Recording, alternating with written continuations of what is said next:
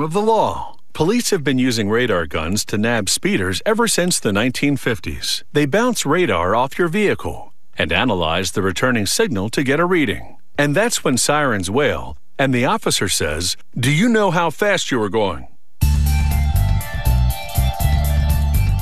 If you're a speeder, the police have probably got your number, thanks to the radar gun. When operated properly, radar guns boast an accuracy rate of plus or minus half a mile per hour. But of course, you can always try arguing with the officer. Making a radar gun starts with cable wire, lots of it. Rollers straighten it, then automated blades cut it to length and strip the plastic casing at both ends. With the wires now exposed, they're ready for the metal contacts that will allow wiring interconnections.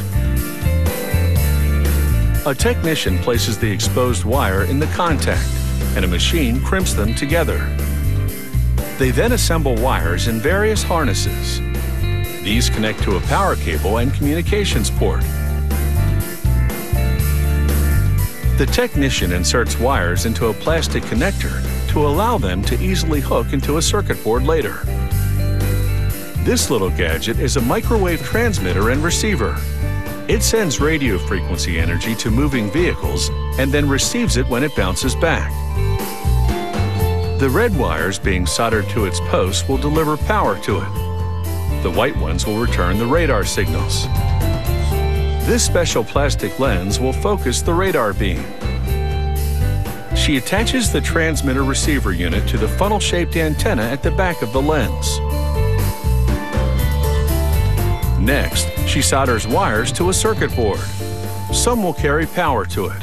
Others will deliver the returning radar signals for analysis.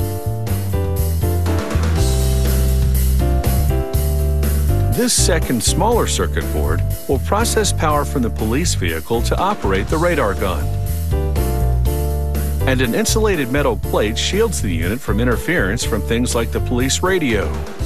The technician secures it with cable ties, and this radar module is now complete. She moves on to the display and control panel and snaps the keypad onto a little circuit board just below a light diffusing display window. She inserts the control panel hardware into a plastic faceplate and secures it with screws. As another safeguard against electrical interference, this plastic faceplate has been infused with metal. He wires the control panel to the power board to run a test. He checks all the digits and icons to confirm they display correctly. This machine presses melted plastic into the shape of casing for the radar gun. A static discharger worn on the wrist dissipates any static electricity from the technician's body. This prevents damage to sensitive electrical components, so it's worn throughout the assembly process. She links the two computer boards, ensuring a good connection because one will power the other. Then she installs the radar gun in the molded casing. She plugs the display assembly into connectors on one of the computer boards. Then she slides it into grooves in the casing. Now she hooks up this radar gun to a power source for a trial run. She taps the lens with a tuning fork. The gun responds to it as it would to a moving vehicle. If it functions properly, she installs the trigger switch. She closes the radar gun, securing the two-part casing with screws. A serial number and other identifying information goes on the side.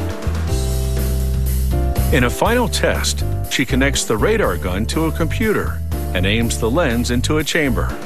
The chamber sends signals to simulate the effect of a moving vehicle, and the computer analyzes the gun's performance.